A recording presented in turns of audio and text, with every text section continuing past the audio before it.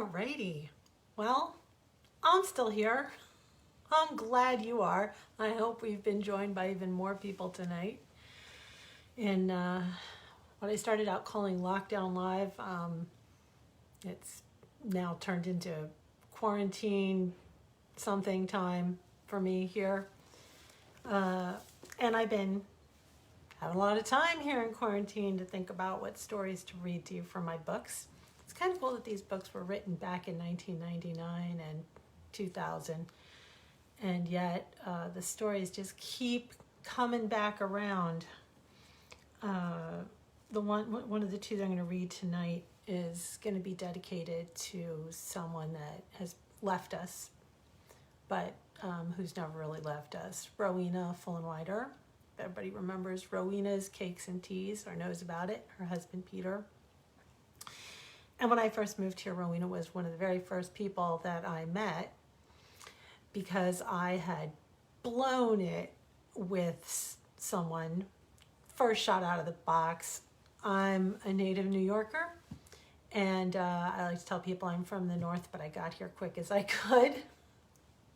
And I had annoyed someone just by being me. My New Yorkie ways did not serve me well. And somebody said to me, "Don't worry about it. All you need to do to apologize to somebody in Norfolk, Virginia, and Tidewater," because that's what they call this, Tidewater, is to get them a cake from Rowena's. Because when they see that polka dot box with the red bow on it, you are like, all is forgiven. And so what I learned from that was that a little sweetness goes a long way towards making things right, but it doesn't go all of the way, all of the time. And I had given this fable to Rowena after her cake did exactly as promised. It really did the trick. And so this one's called Mallard Takes the Cake, and it was written quite a long time before I met her. Dakota was the kind of creature that other animals flocked to. This was especially surprising because she was a skunk. Now, by most folks' standards, a skunk is a sort of furry animal that should be given a wide berth. Nobody likes to go around smelling like old cheese and dirty socks, as is usually the result of a close encounter with one of the skunk set. Now, in truth, Dakota had done her share of accidentally altering the scent of some of her neighbors. Now, there were bound to be times when someone, though well-meaning, would take her by surprise and get treated to a stink bomb. The difference between Dakota and the other skunks was, well, her sense of humor, and of course her very impressive way of apologizing. Whenever she was forced to use her defenses, she would always regret it, and she'd make up for it by baking a very grand spice cake for the unfortunate victim. So it happened that Dakota had a best friend, Mallard, and the two would spend long hours telling jokes and stories and gossiping about this and that. Now, one of their favorite stories was about the time that Mallory was drying off after a swim, and she made such a racket in the weeds that she terrified poor Dakota into making her, well, stink for a week. "But I forgave you," Mallory said. I knew it was just an accident." Dakota smiled. "Yes, indeed, though I do seem to recall having to bake you 2 spice cakes that time." They both laughed until their sides ached. Well, one day an old and dear friend of Mallard's was visiting from a distant pond, and Mallory was so excited about her old friend's visit that she completely forgot to meet Dakota for their usual spot of lunch and a chat. By the time she realized her mistake, it was far too late in the day to even call on Dakota, so the next day she apologized profusely. "I am so sorry," she quacked. I just don't know where my head was at or my manners." Although she was a little hurt by her friend's forgetfulness, she forgave her. "Don't you give it another thought," she said. "We'll meet tomorrow at our usual spot, and this will just be a funny memory. Well, we shall call it the Great Day of Forgetting. You forgot our meeting, and now I'll forget to be cross." So it was agreed that they would meet the very next day. In the morning, Mallory packed a lunch and headed off towards the pond, and Dakota also packed a lunch and she headed for their appointed spot. Now, just as they stepped up to the mossy bank, there was a terrible crashing and smashing and clattering in the reeds, and something just burst out at them. Now, Mallory, she jumped back just as Dakota let fly with a great cloud of stench that enveloped the invader.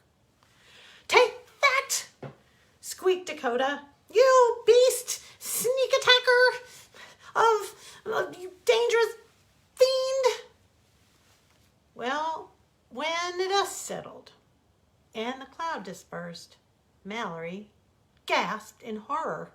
Lying there on the ground was her old and dear friend, Hattie Pheasant. Her long tail feathers had just fallen out during the attack, and her eyes were all swollen from that whole cloud of toxic dust. "Dakota, how could you? This is my oldest and dearest friend that you have hurt," she cried. "Why, I believe you knew it all along. You did that on purpose, just to get back at me. You hurt an innocent creature, and I'm never, ever going to talk to you again. Never." Well, Dakota didn't know what to do. "I was protecting you," she said. "All that noise, I just thought it was some kind of a big cat, maybe even a wolf. I was just trying to save you. You have to forgive me." "Never," said Mallory. The two birds waddled off, leaving Dakota to cry out her sorrows. Well, the next day, Dakota, she baked 2 spice cakes, and she brought them right over to Mallory's nest, but the duck just hissed at her and told her to leave. The nerve of her thinking that she could buy my forgiveness with a cake! Mallory huffed at Hattie. "I shall never forgive her. Never. She is a menace to society." Hattie, who had long since recovered after several baths in tomato juice, no longer smelled badly, and she really wasn't all that angry. "Now, dearie, she didn't mean to do that," Hattie said with a chuckle. "I'm over it. Now, surely you can forgive her after all. It was not you who had to sit in a tub of tomatoes all night long. It was me." But Mallory would not hear of it. "Hurting my friends hurts me. She did that on purpose. I am so embarrassed by her behavior. I shall never speak to her again." Now, Hattie was a very smart bird, and she knew that Mallory loved her, and that she and Dakota had been friends for only a little while. And she appreciated the loyalty, but she knew that shutting her new friend out of her life would only take a terrible toll on Mallory. She didn't want to see that happen. "Dear old friend," Hattie soothed, "haven't you forgiven Dakota in the past? Have other animals not done you far more harm, only to be forgiven by you?" Mallory thought about this. "Well, yes, but those times were different." "How so?" asked Hattie. Well, those wrongs were done to me, you see," she said. "Ah," Hattie nodded wisely. "Yes, I see what you're saying, because it's always easier to forgive someone for harming you than for harming someone that you love. Why do you suppose that is?" "Well, because I put others above myself. I put their needs above my own. So I was taught by all of the learned birds that the creator of all animals would want it that way," she answered. And of course, my dear friend, you are more important than I." Hattie shook her feathered head. Her friend, well, she had a good heart, but she did not always use it in conjunction with her head. "Now, I will not pretend to know the mind of the great creator of all the birds, but I will tell you that we are all of us important," Hattie said. "Now, y'all need to love yourself just as you love me, and then you must learn to really forgive. When you forgave Dakota for hurting you, really didn't mean much, because you didn't place a whole lot of value on yourself. So you never really learned to forgive. You only learned how to forget. Mallory was struck to the core by these words. Why, she didn't know whether to cry in protest or in sorrow. She chose sorrow. Sorrow for herself and, well, for Dakota. Excuse me, please. I think I need to go see an old and wise friend. Mallory sniffed. Yep, I have to go see my friend. Well, I thought that might be the case, said Hattie. Mallory found Dakota sitting in the reeds next to the pond, and in a very loud voice she called her, "It's Mallory! I am approaching you from behind." Yes, I am. I say this so that you will not be surprised, though I would not blame you if you wanted to make me smell for a month. My behavior was rotten enough to match that smell that you sent my way. Dakota gave a little laugh and a hiccup. Well, I'm glad to hear you say that, she said, because have you really forgiven me? Mallory took Dakota under her wing. I've done better than that. I've forgiven us both. What do you say to starting over again? Dakota smiled. Well, that'd be wonderful. Since we both need forgiveness, does that mean that we're both going to be baking cake? Mallory quacked with glee. Well, it would certainly be better than eat my own words again, she added. But let us not buy forgiveness, nor shall we expect gifts to salve our bruised feelings. The cakes will taste sweeter if they're not filled with the fruit of guilt or iced with the bitterness of remorse. I apologize to the entire state of Georgia for that accent. So, I don't know about you guys, but I have been a little dispirited lately. And nothing quite makes you feel your age like getting sick and being confined. So I thought that I would read us The Spirited Horse. You have to go to England for this one. Let's see if I'm up for it. Wait a minute, hang on. All right, better. The grass was green and sweet when Maxwell Horse was a young colt trotting about in the meadow. The birds sang the young horse's praises as he galloped across the hill and dale, carrying his rider like a feather upon the wind. Oh, those had been the days. The world had been a clean and golden place for him. "Max!" came the shout that broke his reverie. "Get up, you old sack of bones, before I sell you for glue." The man had grown old with Max, and his patience had gone along with his memory. The man no longer recalled the rollicking good times that they had had together. Instead of looking back on his youth with fondness, he looked back with bitterness.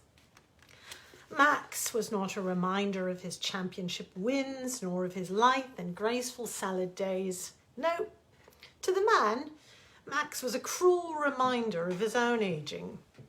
Because he hated himself for aging, so did he hate his old champion for showing the signs of their advancing years.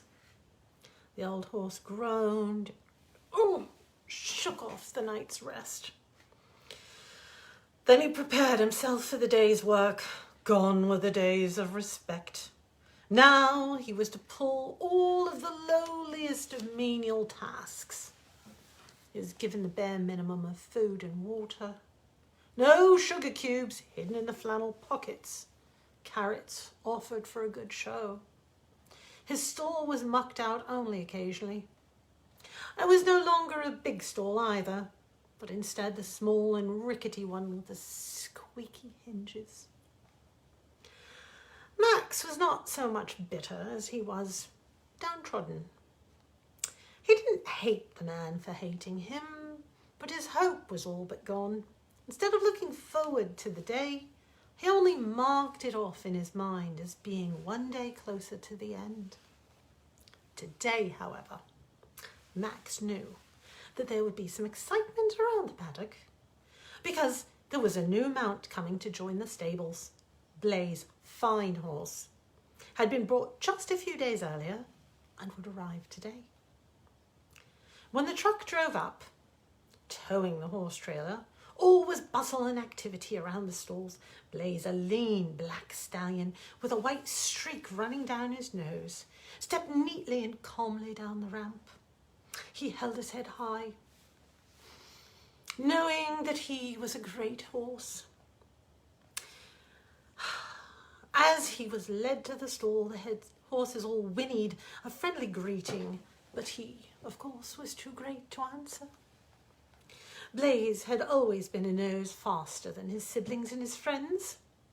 His line was longer, smoother, and he had an easy grace that seemed a gift not bestowed upon other horses for generations.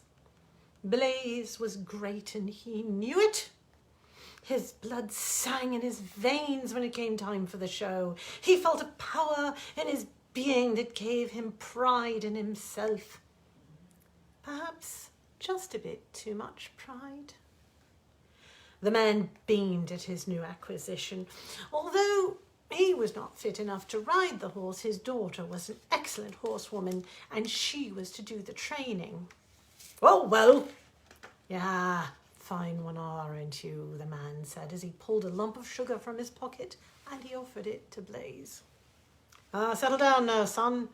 Tomorrow we begin the serious business of training you for the show. Blaze watched with solemn eyes as the man welcomed him. Then his solemn look turned to confusion as he heard the man's harsh words to Max. Confusion gave way to unease when he saw the man jerk cruelly on the old horse's bridle. After the people had gone, the horses began to settle down for the night, and Max did his best to welcome him. He shuffled to the gate of the stall and he called to Blaze, You work hard now, young fella. Do your best. Make us proud. When I look at you, I see myself. I look forward to watching you train so I can, live a little longer through you. And you be kind to the girl who's going to train you, as she has always been good to me. Even in my old age and decline, she's continued to treat me with respect and with love. Now, Blaze took the old horse's words more to heart than Max had intended. He knew that if Max had once been a prized show pony and was now a beaten-down relic in a sour-smelling stall, this could well be his fate too. And Blaze began to fret over his fate, and if he made an error, would the man strike him?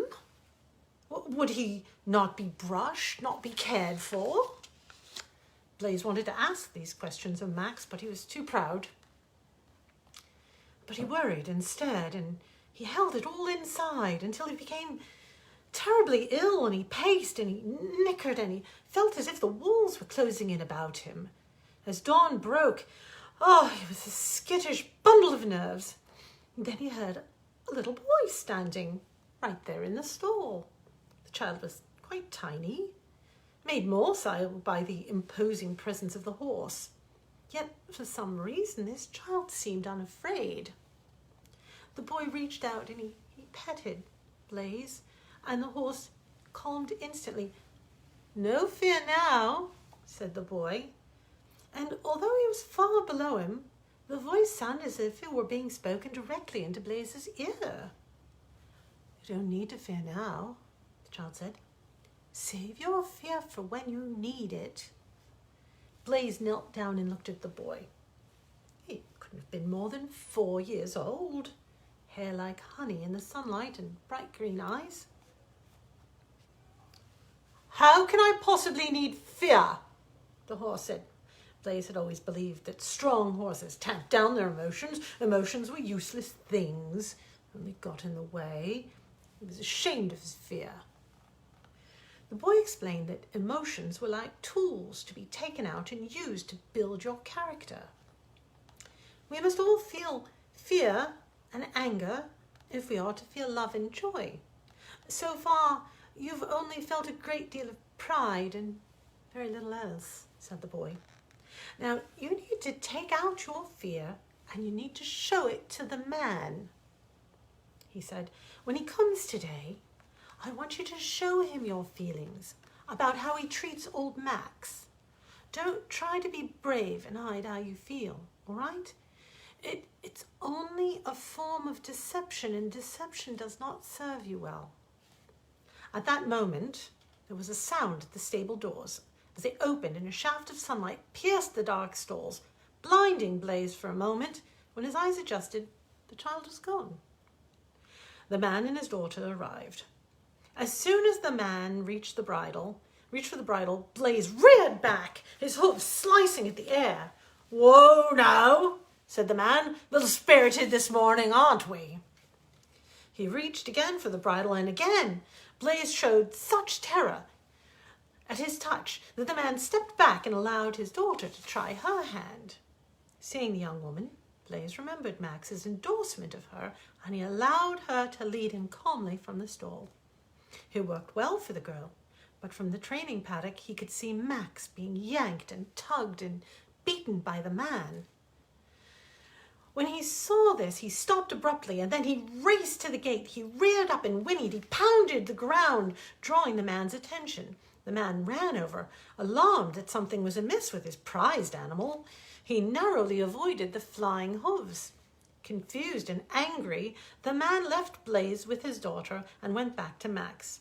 He was so absorbed and puzzled over Blaze's attitude that for a moment he forgot to be angry with Max. This happened over and over again in various situations until, by the end of the week, the man was absolutely beside himself with grief. "Why should he hate me so?" the man shouted at Blaze after another bout. "What have I ever done to you but shown you kindness and freed you? I feed you well." He could hardly believe the insanity of this new horse. It appeared to the man that every time he took Max out for some work, Blaze just simply ran amok. Blaze trotted up to the man and Max trotted up to the man and nuzzled his pocket where he kept the sugar. The man swatted at Max, and instantly Blaze reared up and he let out a piercing cry. "Ah, it's Max," said the man. "He doesn't like Max." "No," said a small voice beside him. "He doesn't like what you do to Max. He fears that you will treat him the same way." Shocked beyond words with this revelation, the man looked down and saw a small boy. "Max has never harmed you because he felt compassion for you," said the boy. "He knew that you were in a kind of torment far worse than what you were inflicting upon him. In Blaze, you see what you were, and in Max, you see what you have become. But you have no one to blame for beating yourself down but yourself." The man's mind ran over the week's events, and he saw with perfect clarity that the child was right. When he looked down to tell him so, the child was gone.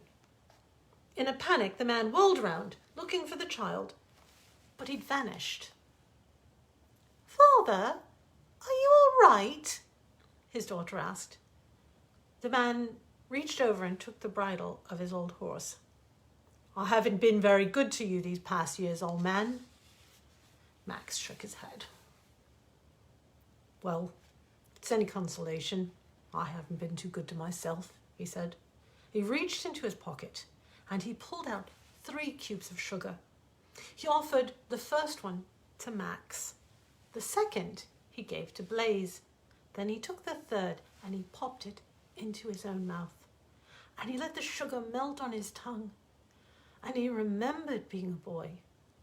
And suddenly, he knew that life could be sweet again. The goodness was there for the taking, for himself, and to share with old friends and new. he decided it was time once again to taste life.